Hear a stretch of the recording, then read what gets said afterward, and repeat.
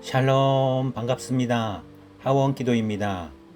오늘은 십계명 제2계명 너를 위하여 새긴 우상을 만들지 말고 그것들에게 절하지 말며 그것들을 섬기지 말라입니다. 지난 1계명에서는 너는 나 외에는 다른 신들을 내게 두지 말라를 알아봤습니다. 제1계명의 중심은 하나님만 바라보고 하나님만 예배하라는 것이었습니다. 제2계명은 이어서 우상을 만들지 말고 절하지 말며 섬기지 말라고 합니다.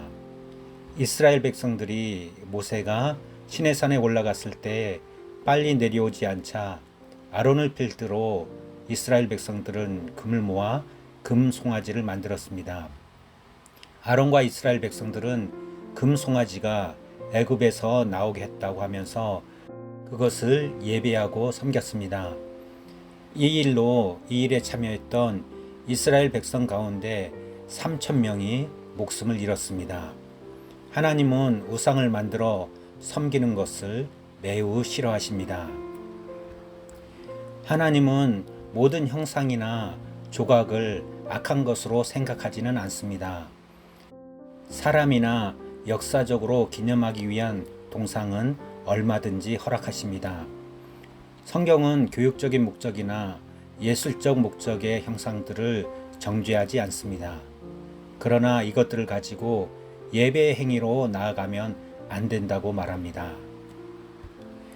하나님께서는 섬김의 대상으로서 우상을 제작하여 예배와 섬김의 대상으로 삼는 것을 금지하십니다. 예를 들어 당근상을 만들어 그것을 경배의 대상으로 삼으면 안 됩니다. 세종대왕상이나 이순신 장군상도 마찬가지입니다. 역사적 위인으로 바라보는 것은 괜찮지만 예배의 대상이 돼서는 안 됩니다. 심지어 그들의 재료가 되는 것에는 어떤 능력이 있는 재료도 없습니다. 단지 청동이나 쇠나 돌에 불과합니다. 하나님이 만든 피조물에 불과합니다. 하나님이 만든 피조물을 섬길 필요는 없습니다.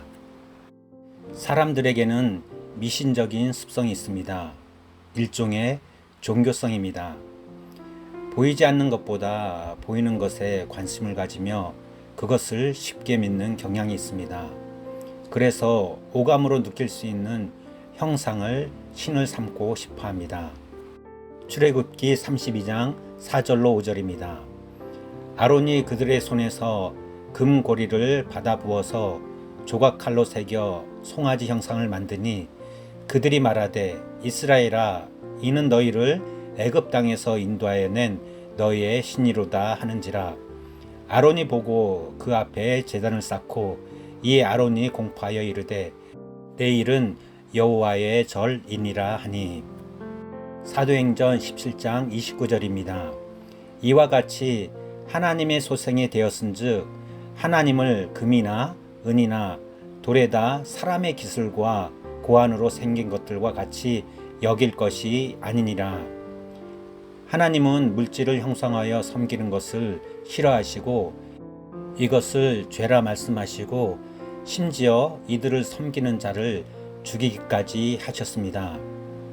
하나님은 하나님의 속성을 왜곡하는 것까지 금지하십니다.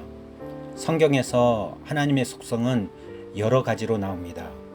거룩하심, 선하심, 사랑, 공의, 평안 등의 속성을 가지고 계십니다. 이런 속성을 떠나 하나님은 심판하지 않으신다. 무조건적으로 수용하신다. 무조건적 형통이다. 악을 조장한다. 부와 명예의 신이다 등으로 왜곡하고 이것을 믿게 하는 것도 우상 숭배라고 말합니다.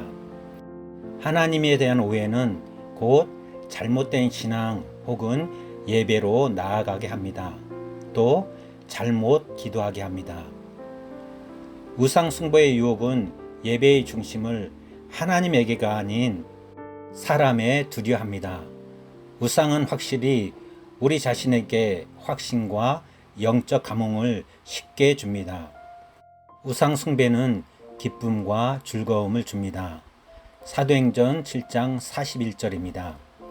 그때 그들이 송아지를 만들어 그 우상 앞에 제사하며 자기 손으로 만든 것을 기뻐하더니. 출애굽기 32장 6절입니다. 이튿날에 그들이 일찍 일어나 번제를 드리며 화목제를 드리고 백성이 앉아서 먹고 마시며 일어나서 뛰놀더라. 출애굽기 32장 19절입니다. 진에 가까이 이르러 그 송아지와 그 춤추는 것을 보고 크게 노하여 손에서 그 판들을 산 아래로 던져 깨뜨리니라. 이스라엘 백성들의 우상 숭배에는 사람 중심의 기쁨과 즐거움이 있었습니다. 그러나 그곳에는 하나님은 없었습니다. 예배의 중심에는 사람이 아닌 하나님이 있어야 합니다. 말씀에 대한 헌신과 순종이 없는 예배는 하나님께서 미워하시며 그 예배를 받으시지도 않습니다. 아모스 5장 21절로 24절입니다. 내가 너희 절기들을 미워하여 멸시하며 너희 성회들을 기뻐하지 아니하나니 너희가 내게 번제나 소제를 드릴지라도 내가 받지 아니할 것이요 너희의 살찐 희생의 화목제도 내가 돌아보지 아니하리라. 내 노랫소리를 내 앞에서 그칠지어다. 내 비파 소리도 내가 듣지 아니하리라.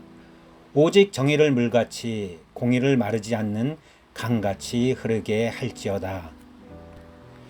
조상 제사에도 우상 숭배를 하고 있다는 것을 알아야 합니다. 조상 제사를 미풍양속 정도로 생각하기 어려운 이유는 기본적으로 조상의 신의 임재를 전제하기 때문입니다. 고린도전서 10장 20절입니다. 무릇 이방인이 제사하는 것은 귀신에게 하는 것이요 하나님께 제사하는 것이 아니니 나는 너희가 귀신과 교제하는 자가 되기를 원하지 아니하노라. 돌아가신 분은 제사에 오지 않습니다. 우리가 제사할 때 돌아가신 부모가 아니라 귀신과 교제하는 셈입니다. 유교에서 제사를 드리는 향교를 가본 적이 있습니다. 향교 앞마당 가운데 신도라는 길이 있었습니다. 이 길이 귀신이 다니는 길이라는 소개를 받은 적이 있습니다. 제사를 드리는 당사자들도 귀신들이 온다는 것을 알고 있습니다. 우리는 귀신에게 예배할 필요가 없습니다. 그것들은 아무것도 아니기 때문입니다. 기독교인들은 부모님이 생전에 계실 때에 효를 다해 사랑해야 합니다. 예배의 대상은 오직 하나님이십니다. 고인은 추억과 감사의 대상은 되지만 예배의 대상은 될 수 없습니다. 출애굽기 20장 4절로 6절입니다. 너희를 위하여 새긴 우상을 만들지 말고 또 위로 하늘에 있는 것이나 아래로 땅에 있는 것이나 땅 아래 물속에 있는 것에 어떤 형상도 만들지 말며 그것들에게 절하지 말며 그것들을 섬기지 말라. 나 내 하나님 여호와는 질투하는 하나님인즉 나를 미워하는 자의 죄를 갚되 아버지로부터 아들에게로 3, 4대까지 이르게 하거니와 나를 사랑하고 내 계명을 지키는 자에게는 1000대까지 은혜를 베푸느니라. 예배의 중심은 하나님이시라는 것을 기억해야 합니다. 말씀과 순종이 없는 예배는 진정한 예배가 아닙니다. 하나님을 형상화, 물화, 속성의 왜곡 등은 우상 숭배의 행위입니다. 십계명 제2계명을 지켜 하나님만 예배하는 분들 되시길 기도합니다.